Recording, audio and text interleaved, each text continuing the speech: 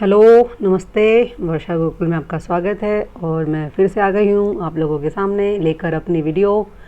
और इसमें हम अपना जो रिमेनिंग पार्ट है उसको कवर करेंगे। तो हमने कल स्टार्ट जो एंड किया था उसको भी यहाँ पे स्टार्ट करने की बारी आती है, that is cilia and flagella. Okay, इन दोनों के बारे में बात करेंगे। तो सेल जो हम स्ट्रक्चर पढ़ रहे हैं, सेल के अंदर की जो हम ऑर्गेनलीज जितनी भी पढ़ रही हैं, पूरा पूरा सेल है। इस सेल के अंदर हमने देखा कि एक क्या होता है, एक न्यूक्लियस होता है। न्यूक्लियस की न्यूक्लियोलस उसकी कवरिंग होती है दो कवर के साथ। फिर यहाँ पे क्या होता है, फिर एंडोप्लाज्मिक रेटिकुलम होता है, इसमें रफ होती हैं और smooth, RER smooth endoplasmic reticulum film हमने उसके बाद देखा था ऐसे सॉसेज शेप का हमने माइटोकॉन्ड्रिया देखा था। गोल्गी बॉडीज़ देख ली हैं, ठीक है, गोल्गी बॉडीज़ देख ली हैं। अब बात उसमें करते हैं उस पर प्रेजेंट सीलियाज के बारे में और फ्लैजिला, क्योंकि इसके बाद फिर हम बात करेंगे लाइजोसोम की, जिसको सोसाइडल बैग भी बोलते हैं, suicidal bag of a cell. जैसे माइटोकॉन्ड्रिया को power house of a cell बोलते हैं, वैसे ही इसको सोसाइडल बैग बोलते हैं। तो इन सब के बारे में आराम से हम अपने इस वीडियो में कवर करने जा रहे हैं। सबसे पहले हम बात करते हैं सीलिया और फ्लैजिला, इनके बारे में, ठीक है। ये एक ऐसी अपीयरेंस है सेल ऑर्गेनेली में, मतलब सेल के अंदर एक ऐसी अपीयरेंस है जो उसको मूवमेंट में काम कराती हैं। सीलिया और फ्लैजिला किस में काम आती हैं? मूवमेंट कराने में, सेल को मूव कराने में। क्योंकि क्या है, सेल के अंदर होता है वैक्यूल, वैक्यूल भी हम पढ़ेंगे, ठीक है। वैक्यूल उसमें क्या होता है, बहुत सारा फ्लूइड, बहुत सारा वाटर कंटेंट होता है, तो उसकी मूवमेंट भी क्या है, ट्रिगर प्रेशर क्रिएट होता है उसकी वजह से। तो उसके लिए भी क्या है, ट्रिगर प्रेशर को मेंटेन रखने के लिए भी वही मूवमेंट जो है, सेल का मूवमेंट करना बहुत ज़रूरी है। उसी के लिए क्या हेल्प मिलती है, किन से हेल्प मिलती है? सीलिया और फ्लैजिला से। तो इनके बारे में आज पढ़ना है। मैंने आप लोगों को ओवरव्यू दे दिया अपने पूरे लेक्चर के बारे में। तो चलिए स्टार्ट करते हैं सीलिया और फ्लैजिला की बेसिक्स से। सबसे पहले इनकी बात करें, दोनों को सिंपली क्या है कि दोनों के दोनों ही क्या है, एक तरह की हेयर लाइक आउटग्रोथ है। मतलब जैसे ये एक सेल है, सेल के अंदर की हम ऑर्गेनेल की बात फिलहाल नहीं कर रहे हैं, ये सेल के ऊपर प्रेजेंट होता है। जो बड़ी सी है वो फ्लैजिला है, बाकी जो छोटे छोटे ऐसे प्रेजेंट होते हैं वो सीलिया है। तो ये कुछ ऐसी अपीयरेंस होती है सेल के ऊपर, तो इसलिए इसको बोला गया है hair like outgrowth of a cell membrane, कि सेल के ऊपर जो उसकी मेम्ब्रेन होती है उस पर हल्के हल्के बालों की तरह दिखाई देने वाले आउटग्रोथ, एक ऊपरी ग्रोथ है क्या, सीलिया and flagella both. And on the basis of internal structure, अगर सीलिया और फ्लैजिला को उनके इंटरनल स्ट्रक्चर के बेस पे देखा जाए, then they both are same. अभी सेम क्यों कहा गया? क्योंकि इनके ना एक डायग्राम, उसके स्ट्रक्चर में एक अरेंजमेंट है, दैट इज 9+2 अरेंजमेंट, ये इसी में होते हैं। मतलब अगर ये जो सीलिया है, जैसे यहाँ पे आप लोगों को दिखाई दे रहे हैं, जैसे ये सीलिया है इधर सेल की आउटर मेम्ब्रेन पे और ये फ्लैजिला है, ठीक है। तो इनको जो अगर इनको भी कट करके देखा जाए, जैसे पतला सा सीलिया ले लिया हमने, ठीक है, इसको अगर यहाँ से हम क्या कर दें, कट कर दें, ऐसे ही इस फ्लैजिला को ऐसे यहाँ से कट कर दें, तो अंदर क्या हो जाएगा, उसका जो स्ट्रक्चर दिखेगा कुछ सर्कुलर सा दिखेगा। उस सर्कुलर स्ट्रक्चर के अंदर फिर कुछ अरेंजमेंट दिखेंगी, कुछ सिंगलेट होंगे, कुछ डबलेट होंगे। तो वो है 9+2। आगे पढ़ना है, आगे देखनी है हमें वो स्ट्रक्चर इसके बारे में। फिलहाल इतना समझो कि जैसे इसको कट करके देखते हैं तो जिसका इंटरनल स्ट्रक्चर आता है दोनों का, सीलिया और फ्लैजिला का, वो सेम निकल के आता है। तो ये था बेसिक। अब आप जानेंगे इसको आगे अंदर फर्दर, इस पॉइंट से आगे निकलते हैं। मैंने आप लोगों को बता ही दिया कैसे अपीयरेंस होती है। और सीलिया जो है वो शॉर्ट होता है, स्मॉल स्ट्रक्चर है, फ्लैजिला लॉन्गर स्ट्रक्चर है। और इसके अलावा जो सीलिया है वो शॉर्ट है और न्यूमरस है, मतलब ये ज़्यादा है, ठीक है। तो ये शॉर्ट स्मॉल तो है ही है, इसी के अलावा शॉर्ट के साथ साथ ही क्या है, न्यूमरस इन नंबर है, मतलब काफ़ी है नंबर में। मेरा पेन थोड़ा सा बेकार चल रहा है, मैं दोबारा चलती हूँ। तो ये क्या है, न्यूमरस है, न्यूमरस है। और मूव करते हैं कोऑर्डिनेट वेव लाइक मोशन में। कैसे? कोऑर्डिनेशन में क्या करते हैं, कोऑर्डिनेशन में मूव करते हैं सीलिया। जैसे आप लोगों ने अगर देखा हो नाव और चप्पू, जो नाव चलती है means back and fourth movement होती है इसमें। कैसी मूवमेंट होती है? बैक एंड फोर्थ, आगे पीछे मूवमेंट ऐसे। तो सीलिया ऐसे ऐसे एक बार आगे जाएंगे, फिर पीछे आएंगे, आगे जाएंगे, पीछे आएंगे, आगे जाएंगे, पीछे, ऐसे करके इनकी मूवमेंट होती है, ठीक है। इसके अलावा यहाँ पे लिखा है जैसे कोऑर्डिनेट हो गया, और तो ऑपोजिट है इसके जस्ट ये, क्योंकि ये लॉन्गर होते हैं और नंबर में फ्यूअर होते हैं। कैसे होते हैं? फ्यूअर इन नंबर्स, नंबर में कम होते हैं एज़ कम्पेयर टू सीलिया। इनके बारे में बात कर रहे हैं हम, फ्लैजिला के बारे में। और ये मूव करते हैं विप लाइक मोशन में। कैसा? विप लाइक मोशन में, ठीक है। जैसे वेव बस एक बार शुरू हुई और लास्ट में खत्म हो जाती है, शुरू हुई फिर आगे खत्म हो जाती है, शुरू हुई फिर ये ऐसे। जबकि ये आगे पीछे ऐसे जाने वाली मूवमेंट है सीलिया वाली। यहाँ से एक बार यूँ जाएगी, फिर यूँ आएगी, फिर यूँ जाएगी, फिर यूँ आएगी, ये मूवमेंट ऐसी। आई होप आप लोगों को सीलिया और फ्लैजिला की मूवमेंट समझ में आई होगी। ओके, एक वर्ड और लिखा हुआ है यहाँ पे कि और लाइक मोशन है सीलिया की और अनड्यूलेटेड मोशन है किसकी, फ्लैजिला की। तो जो मैंने आप लोगों को बताया ना, बैक एंड फोर्थ मूवमेंट है इसकी, वेव सिंपल वेव की तरह मोशन है, उसी बात को एक्सप्लेन करते हैं। ओके, आगे चलें। और एक और बात कह सकते हैं याद रखने के लिए कि सीलिया की मूवमेंट जो है वो रिदमिक है, उसमें रिदम है, रिदमिक मूवमेंट है। कैसी मूवमेंट है, रिदम वाली, ठीक है, उसमें रिदम है। जबकि अनड्यूलेटेड का मतलब है वेव लाइक, ठीक है। और आगे बात करें कि सीलिया कोज मूवमेंट ऑफ ए सेल और सराउंडिंग फ्लूइड, जो आसपास उसका फ्लूइड है उसकी, वो सेल की मूवमेंट कराने में कौन है, सीलिया। जबकि ये फ्लैजिला है, ये है movement of a cell only, खाली किसी एनवायरनमेंट को ये सपोर्ट नहीं करते मूवमेंट में, सिर्फ और सिर्फ सेल की मूवमेंट में सपोर्ट करते हैं फ्लैजिला। ये हो गया इसके बारे में।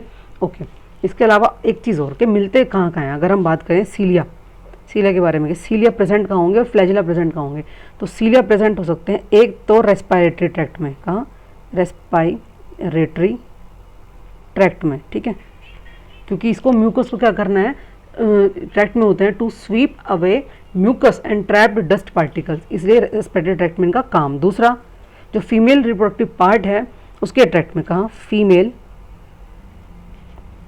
रिप्रोडक्टिव पार्ट, ताकि मूव करा सके एग सेल को, किसको, एग सेल को मूवमेंट मिल सके, ठीक है। इसीलिए कहाँ कहाँ होंगे सीलिया, रेस्पायरेटरी ट्रैक्ट में भी और फीमेल रिप्रोडक्टिव पार्ट में भी, ताकि एग सेल की मूवमेंट करा सकें। रही बात फ्लैजिला की, ये कहाँ मिलते हैं, ओबेस है, कॉमनली फाउंड मिलते हैं ये कहाँ, स्पर्म सेल्स के अंदर, कहाँ, जो स्पर्म सेल्स होते हैं उनमें, ठीक है, ताकि ये प्रोपेल कर पाए उन स्पर्म सेल को टुवर्ड्स द ओवम। तो ये प्रोपेलेशन में काम आता है स्पर्म्स के कहाँ तक, ओवम तक ट्रैवल करने के लिए। और इसी के अलावा बहुत सारे अदर जो यूनिसेलुलर ऑर्गेनिजम्स हैं उनमें भी फ्लैजिला मिलता है उनकी मूवमेंट कराने के लिए। तो ये पता लग गया हमें इस बारे में कि कहाँ कहाँ मिलता है। ओके, अब आगे बात करें, इन दोनों की सिमिलैरिटी और देख लेते हैं। ये तो डिफरेंस था सीलिया और इसके इंटरनल स्ट्रक्चर को करने से पहले हम बात कर लेते हैं इन दोनों की सिमिलैरिटी के बारे में। इन दोनों की सिमिलैरिटी के बारे में सबसे पहली बात तो जैसे मैंने आप लोगों को पहले ही बताया कि इनका स्ट्रक्चर सेम है, वही 9+2 अरेंजमेंट वाला, माइक्रो ट्यूब्यूल्स की अरेंजमेंट होती है वो। अच्छा जी, ये हो गया। और जैसे कि ये जो 9+2 अरेंजमेंट है, इसमें क्या है कि मैं आप लोगों को दिखाती हूँ, इसके समझने के लिए सिमिलैरिटी स्ट्रक्चर को जानना बहुत ज़रूरी है। ये देखिए, ये हो गया स्ट्रक्चर, यहाँ पे ध्यान से देखें, ये देखो, ये एक स्ट्रक्चर, पहले सबसे पहले प्लाज्मा मेम्ब्रेन है, ठीक है, मतलब जैसे मैंने आप लोगों को बताया, अगर ये छोटे छोटे एक ये सेल है, इस पे प्रेजेंट ये छोटे छोटे छोटे सीलिया हैं, और ये एक फ्लैजिला है जो थोड़ा लॉन्ग है एज़ कम्पेयर टू सीलिया। तो इनको अगर कट करते हैं, इनको कट किया जाता है तो ये ऐसे सर्कल, ये ऐसे सर्कुलर हमें दिखता है, ठीक है। उस सर्कुलर के अंदर सबसे ऊपर तो होती है प्लाज्मा मेम्ब्रेन, ठीक है, अंदर जाके होते हैं पेरिफेरल माइक्रोट्यूबुलर डबलेट, ये देखो दो की इसमें है ना पेयर में, तो इसलिए इनको बोला गया डबलेट। और माइक्रो ट्यूबुलर्स हैं, क्या है ये, ट्यूब्यूल्स हैं, वो भी छोटे छोटे माइक्रो ट्यूब्यूल्स हैं। और पेरिफेरल मतलब कि वो बाहर की तरफ है ना, बाउंड्रीज पे हैं, तो इसलिए पूरा टोटल नाम मिला के हो गया पेरिफेरल माइक्रो ट्यूबुलर डबलेट। ए और बी से उसको रिप्रेजेंट करा है। इसके बाद अब ये सेंटर में चले जाओ, तो यहाँ पे भी है, लेकिन ये सेंट्रल माइक्रो ट्यूबुलेट है, लेकिन कैसे हैं, ट्यूब्यूल्स सिंगलेट, तो यहाँ पेयर नहीं बना हुआ ए बी का, ऐसे कोई पेयर नहीं है। एक बात, दो बात हमारी क्लियर। इसके बाद इसके सेंटर के सेंट्रल माइक्रोट्यूब्यूल्स के बाहर एक और रिंग है जो रेडियल स्पोक कहलाती है, क्या, रेडियल स्पोक कहलाती है।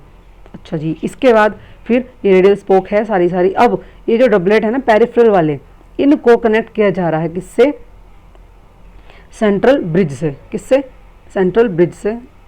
ओके, अब देखो, और ये जो इनको लिंक कर रहे हैं इसको ए बी लिंकर बोलते हैं, क्योंकि जैसे जैसे हम ऐसे मूवमेंट चला लें, हम एक सेकेंड, या तो हम ऐसे चल लें, या हम मतलब कैसे भी अगर हम देखें ऐसे चल रहे हैं जब मूवमेंट हो रही है, तो देखो बी के साथ ए जुड़ रहा है, ठीक है, और फिर बी के साथ ए, बी के साथ मतलब ए बी, या फिर ए के साथ बी, ऐसा कर सकते हैं, मतलब लिंकर कहलाएगा ये ए बी लिंकर, ठीक है, ऐसे लिंक हो रहे हैं तो कहलाएगा ए बी लिंकर। और ये इन दोनों को, ये जो सिंगलेट है सेंट्रल माइक्रोट्यूब्यूल्स के, वो वहाँ पे इनको जोड़ने, उनको ब्रिज बनाने का काम कर रहा है सेंट्रल ब्रिज, ठीक है। और ये क्या है, रेडिकल स्पोक। ओके जी, ये रेडिकल स्पोक हो गया। अब देखो जो ए बी, ये जो लिंकर्स हैं ना, इनके बीच, ये ए बी हैं जो डबलेट हैं, इनके बीच में एक प्रोटीन है, तो उसको वो प्रोटीन की वजह से एटीपेज यानी कि एक एंजाइम है जिसका नाम है डायनिन आर्म। डाइनिन आर्म क्यों है? क्योंकि ये एक डाइनिन जो है एक तरह का मोटर प्रोटीन है। मैं लिख देती हूँ यहाँ पे कि जो डाइनिन है ये क्या है। ये डाइनिन एक तरह का मोटर प्रोटीन है, ठीक है। तो मोटर प्रोटीन है और ये मोटर प्रोटीन सीलिया में भी और फ्लैजिला दोनों में ही ये होता है, क्योंकि दोनों का स्ट्रक्चर सेम है। तो उनके जो लिंकर्स हैं उनके बीच में जो एटीपेज आर्म बनेगी, डाइनिन आर्म बनेगी, वो क्यों है? एक जैसी, क्योंकि एक जैसा इनके अंदर मोटर प्रोटीन है डाइनिन, जो क्या करता है? यूटिलाइज करता है एटीपी को।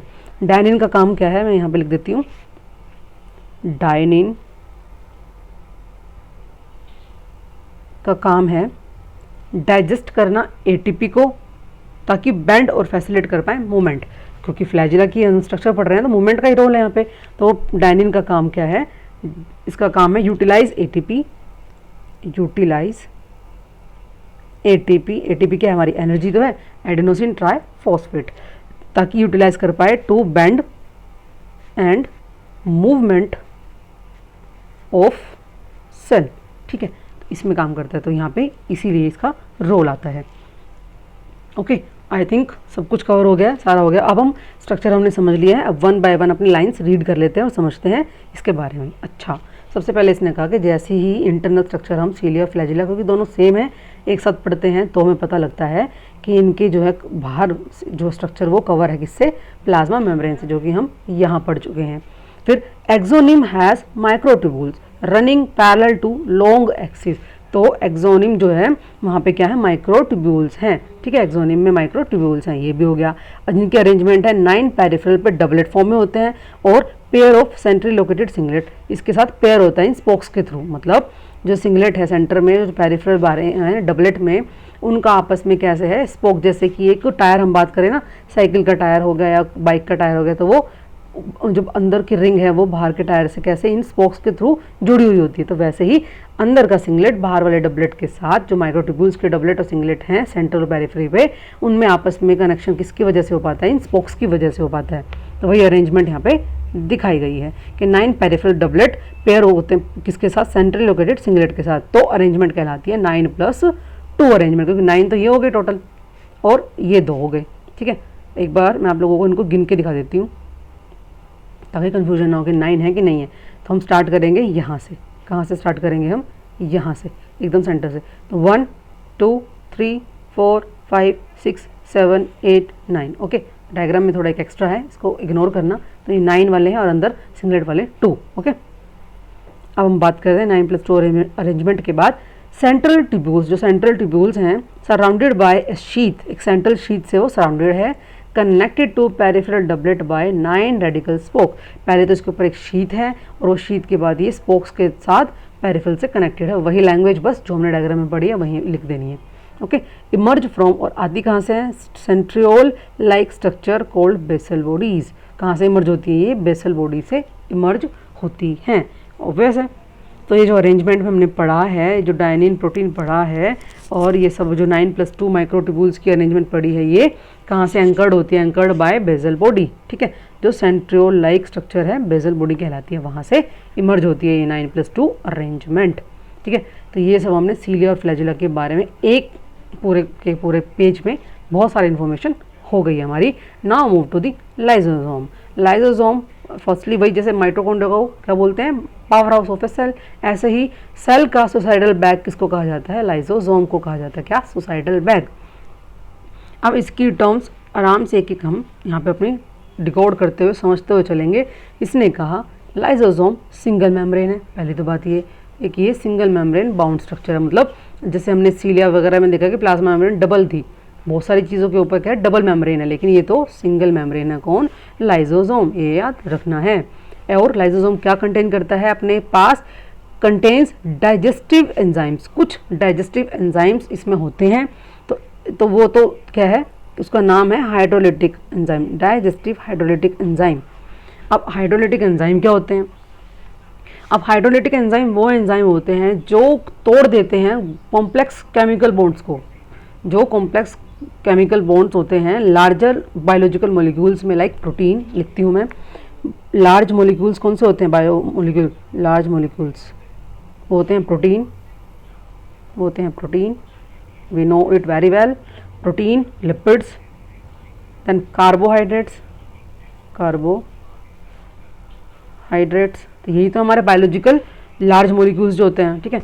ये तो इनके कॉम्प्लेक्स, इनका होता है complex chemical bond, complex chemical bond, उनको तोड़ने का काम इस हाइड्रोलाइटिक एंजाइम का है।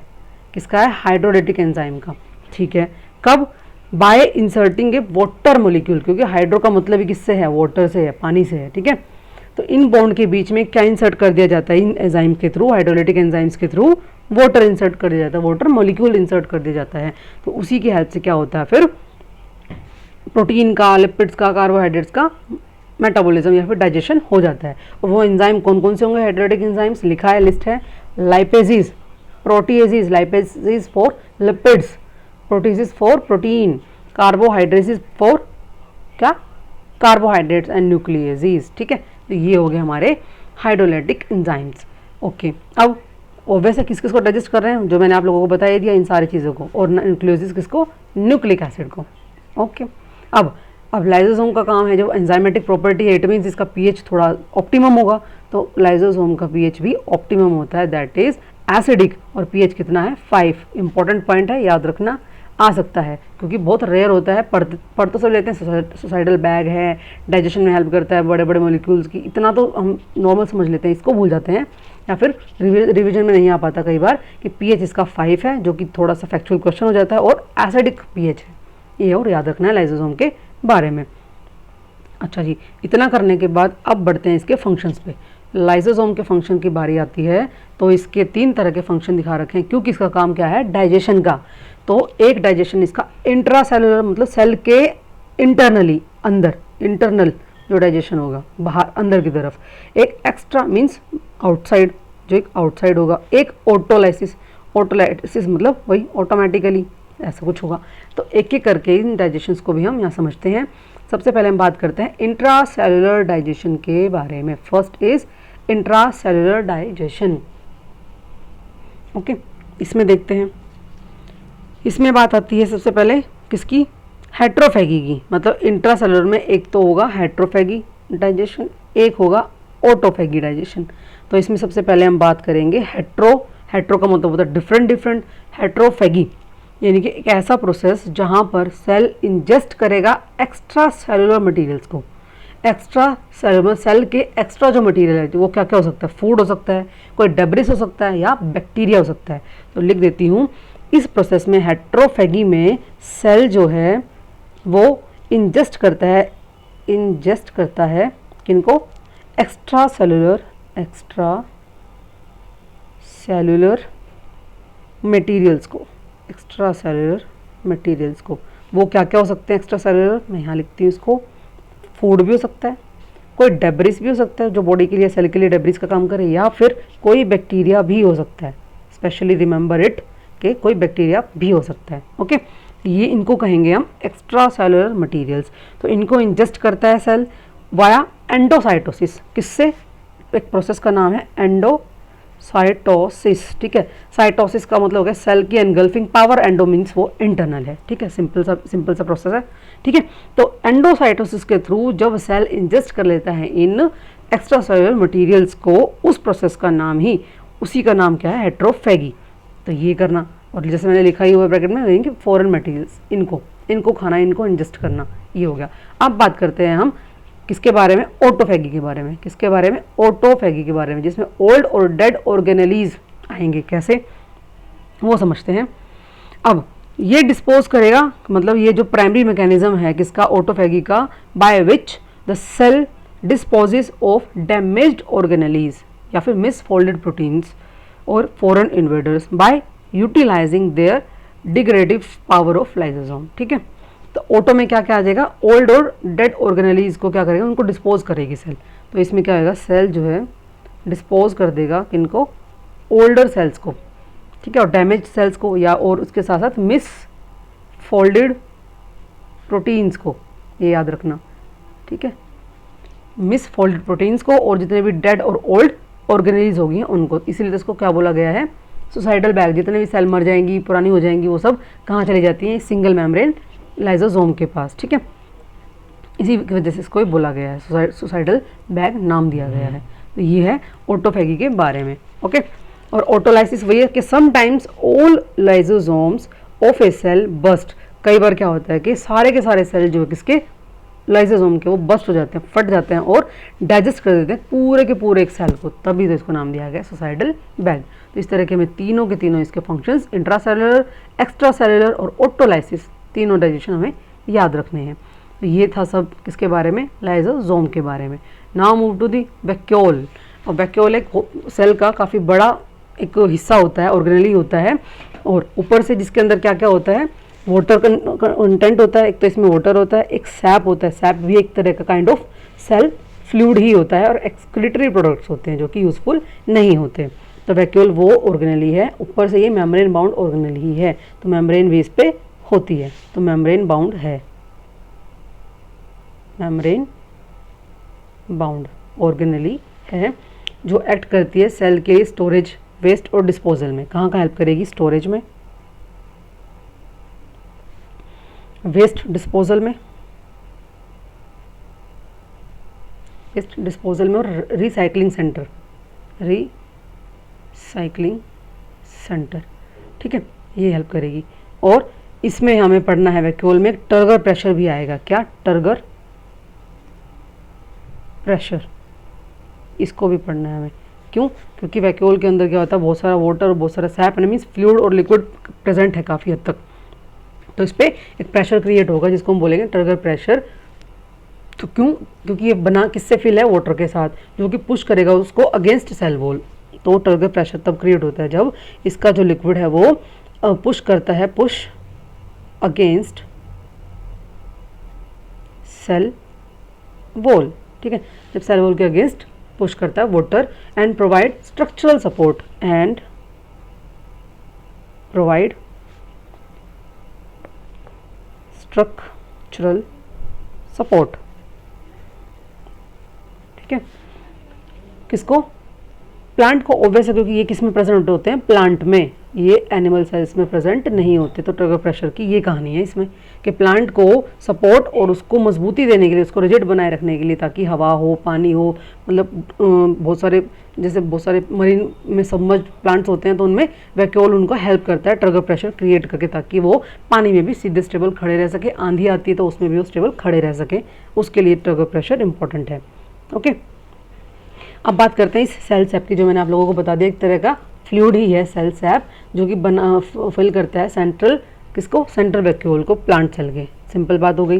अच्छा जी, आगे हम चलें, और इसके अलावा जो है जो ये प्लांट सेल और एनिमल सेल, इनमें देखते हैं। तो एनिमल में या तो होंगे बहुत ही कम, या तो होंगे बहुत ही कम और बहुत ही छोटे साइज़ में, जबकि प्लांट सेल के अंदर वैक्यूल का साइज़ कुछ ऐसा और यहाँ पे कुछ ऐसा होगा, तो वो छोटे स्मॉल साइज़ में, नहीं तो एब्सेंट होगा एनिमल में, A for animal, A for absent, ऐसे करके कनेक्शन बिठा लेना। और प्लांट सेल में तो वैक्यूल लार्ज होगा, कितना? 90% ऑफ वॉल्यूम जो है सेल का वैक्यूल नहीं घिरा होगा, ये है, ठीक है। अब वैक्यूल का यहाँ छोटा सा डायग्राम बताया गया है कि वैक्यूल एक गोला सा ही होता है, काफ़ी बड़ा सा, सिंपल दिखाई देता है सेल के अंदर। और इसमें अब ध्यान से देखना कि सेल सैप तो अंदर हो गया, जहाँ पे वाटर और जो लिक्विड है सेल सैप वो भरा है, ठीक है, कंटेन मीन्स फ्लूइड एरिया जो है। अब फ्लूइड एरिया, ये वैक्यूल का फ्लूइड एरिया होगा, इसके ऊपर एक लेयर है इस सेल सैप की, दैट इज टोनोप्लास्ट। तो टोनोप्लास्ट क्या है? टोनोप्लास्ट के बारे में लिखते हैं, ये क्या है? ये सेमी परमिएबल है। क्या है?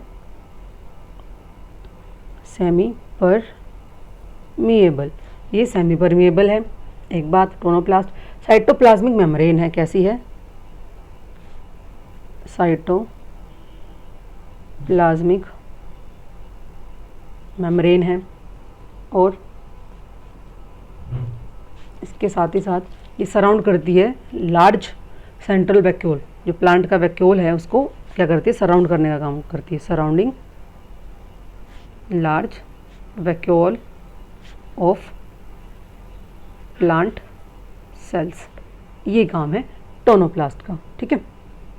इसके अलावा रेगुलेट भी करती है मूवमेंट किसकी? और इसके अलावा टोनोप्लास्ट क्या करता है?